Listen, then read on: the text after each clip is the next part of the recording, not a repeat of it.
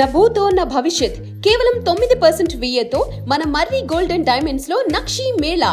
Marri gold and diamonds, KPHB metro station, Hyderabad.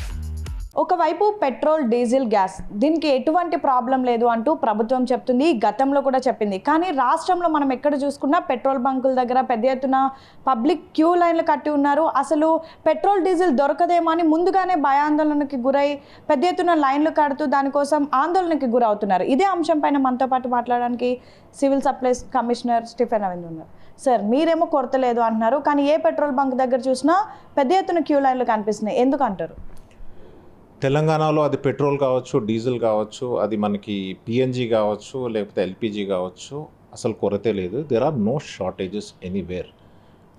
నిన్న మనం చూస్తే నార్మల్ యావరేజ్ ఏదైతే రిక్వైర్మెంట్ ఉంటుందో అది 13,300 KL ఉంటే మనము అంటే ఓఎంసీస్ ఎవరైతే ఉన్నారో వాళ్ళు 30,000 KL వరకు సప్లై చేశారు. మరి సప్లై ఎట్లా చేస్తారు? అన్లెస్ అనంటే ఒక రిజర్వ్స్ ఉంటేనే కదా. సో యావరేజ్ డిమాండ్ కన్నా 2.5 times సప్లై జరుగుతూ ఉన్నది. కాకపోతే పబ్లిక్ ఏంటంటే సిటిజన్స్ అక్కడక్కడ, I should say not all places, అక్కడక్కడ ఈ ఎలక్షన్స్ తర్వాత ప్రైస్ రైజ్ ఏమన్నా పెరుగుతుంది పెట్రోల్, డీజిల్కి, అందుకనే ముందే కొంచెము స్టాక్ చేసుకుంటే మంచిదని ఆ మెంటాలిటీలో వెళ్ళి పర్చేజ్ చేస్తూ ఉన్నారు. Otherwise there are adequate stocks. Prices పెరుగుతాయా లేదంటే అందుబాటులో ఉండదా అనేది పక్కన పెడితే గతంలో కూడా ఇదే పెద్ద ఎత్తున క్యూ లైన్లు కట్టారు. పబ్లిక్ ఎప్పటికప్పుడు పానిక్ అవుతున్నారు. మరి దీనిపైన పబ్లిక్ అవేర్నెస్ తీసుకురావడానికి ప్రభుత్వం నుంచి ఏం చేయబోతున్నారు? పబ్లిక్ అవేర్నెస్ క్రియేట్ చేయడానికి ఫస్ట్ అండ్ ఫార్మోస్ట్ ఏం చేస్తున్నామంటే ట్రాన్స్పరెన్సీ అంటే మనకి ఏదైతే డేటా ఉన్నదో, అంటే ఎంతైతే సప్లై చేస్తున్నామో అది ఓపెన్గా, ట్రాన్స్పరెంట్గా మేము చెప్తా ఉన్నాం. అండ్ సప్లైస్ కూడా చూస్తే మనకి ఎడిక్వేట్ మనకి రిజర్వ్స్ ఉన్నాయి, ఇక్కడ ఇబ్బంది ఏం లేదు. ఆల్మోస్ట్ 70 days కి సరిపడా strategic petrol and diesel reserves ఉన్నాయి. సో దీన్ని కౌంటర్ చేయడానికి నేను కమిషనర్స్తో కూడా మాట్లాడాను, రిక్వెస్ట్ చేశాను.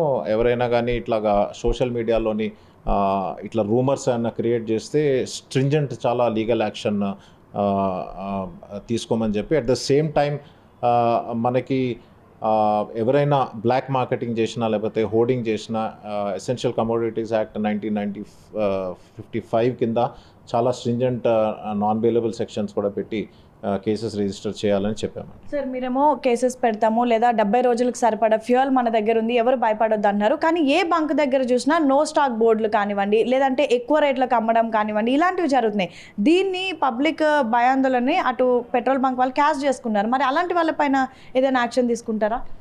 ఇప్పుడు డీలర్స్ చూస్తే ఎవరైతే రిటైలర్స్ ఉన్నారో ఆ డీలర్స్ అండ్ రిటైలర్స్ ముందు అంతా వాళ్ళ దగ్గర ఏదైతే సప్లై ఉన్నదో అదంతా మాన్యువల్గా ఉండేది. సో బట్ ఇప్పుడంతా కూడా అంతా డిజిటైజ్ అయినది. సో వాళ్ళకి ఎంత స్టాక్స్ ఇస్తున్నాము, అంటే తర్వాత ఓఎంసీస్ ఎంతవరకు వాళ్ళకి ఇస్తూ ఉన్నారు, వాళ్ళు ఎవరికి ఎప్పుడు సప్లై చేస్తూ ఉన్నారో అంతా కూడా మనకి బ్యాక్ ఎండ్లోని ఈ డేటాలో ఉన్నది.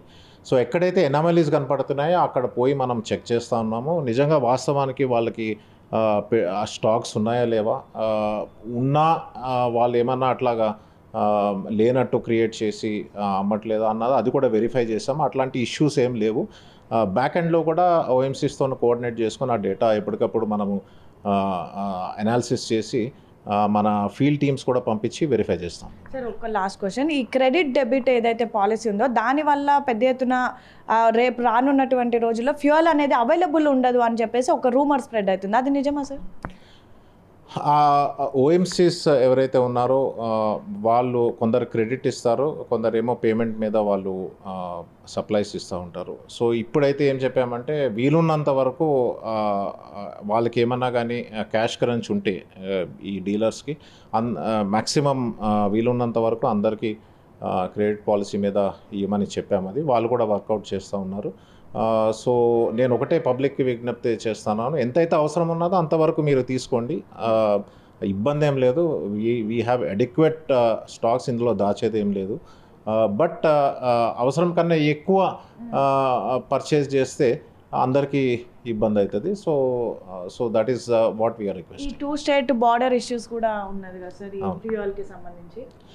ఇనిషియల్గా మనకి సండే ఆఫ్టర్నూన్ కొంచెం కొత్తగూడెం, ఖమ్మం అండ్ నిర్మల్లోని షార్టేజెస్ కనపడి, సో ఆ కలెక్టర్స్తో కూడా మాట్లాడి మనం అక్కడ డిస్ట్రిక్ట్ ఎనర్జీ సప్లై కమిటీ అని ఉంటుంది, దాన్ని కన్వీన్ చేసి అసలు ఇష్యూ ఏమున్నదని ఐడెంటిఫై చేసి ఈ ఓఎంసీస్తో కోఆర్డినేట్ చేసుకుని ట్యాంకర్స్ పంపించాము. నిన్న చూస్తే మనకు ఆల్మోస్ట్ లైక్ 3100 ట్యాంకర్స్ అన్నది Hyderabad and different part of the states వెళ్ళి. So absolutely there is no reason to panic. Sir, మేము ఎంత చెప్పినా లేదంటే ఎవరు ఎంత చెప్పినా సరే పబ్లిక్ నమ్మట్లేదు, ఇంకా పెట్రోల్ బంక్ దగ్గర క్యూ కడుతున్నారు, పెద్ద పెద్ద క్యాన్స్ తీసుకొని వెళ్తున్నారు. ఒక్కసారి బిగ్ టీవీ ద్వారా మీరు పబ్లిక్కి ఏం చెప్దాం అనుకుంటున్నారు? సిటిజన్స్కి, పబ్లిక్కి నేను ఒకటే రిక్వెస్ట్ చేస్తూ ఉన్నాను. మనకి తెలంగాణలోని పెట్రోల్, డీజిల్, ఎల్పిజి అసలు కొరతే లేదు. సో ఆందోళన చెందవలసిన అవసరం లేదు. సో మీకు ఎంతైతే అవసరం ఉన్నదో దానికి సప్లై చేయడానికి రిజర్వ్స్ ఉన్నాయి, మనకి సప్లైస్ ఉన్నాయి.